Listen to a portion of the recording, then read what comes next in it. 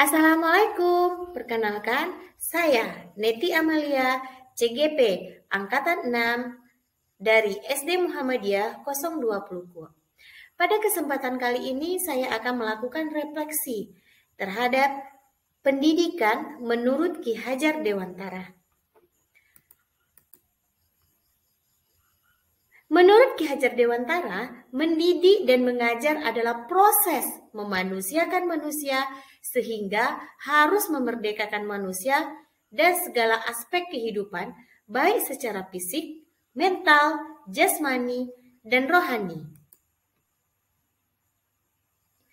Berdasarkan filosofi pendidikan Ki Hajar Dewantara, maka seorang guru harus mempunyai 3 hal.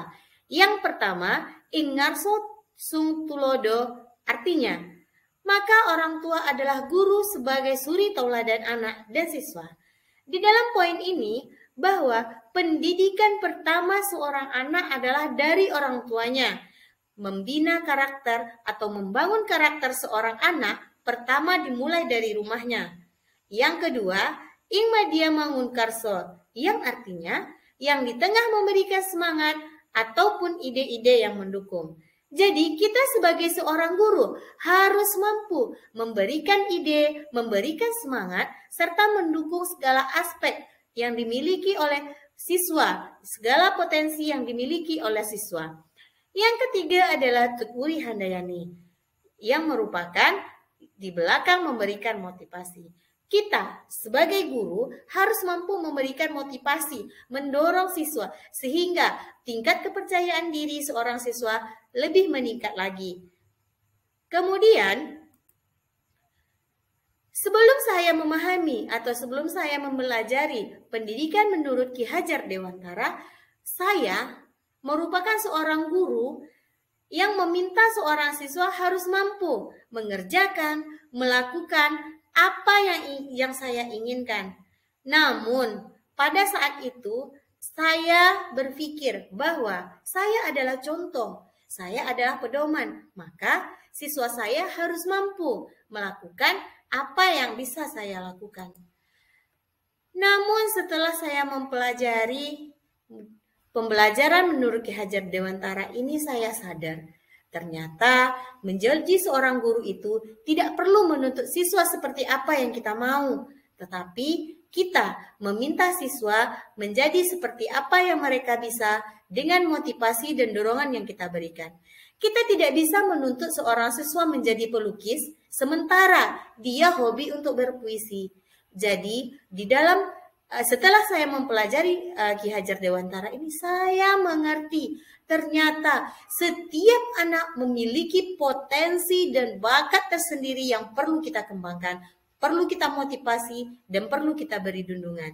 Ingat bahwa seorang anak itu merdeka dalam belajarnya, merdeka dalam pendidikan, yang artinya seorang anak bebas menentukan pilihannya. Apakah dia ingin menjadi seorang dokter, apakah dia menyukai matematika, atau dia menyukai bahasa Indonesia. Tetapi kita sebagai pendidik berfungsi atau memiliki peran sebagai pembimbing, mengarahkan sehingga tujuan yang ingin dicapai oleh siswa itu sampai kepada tujuannya.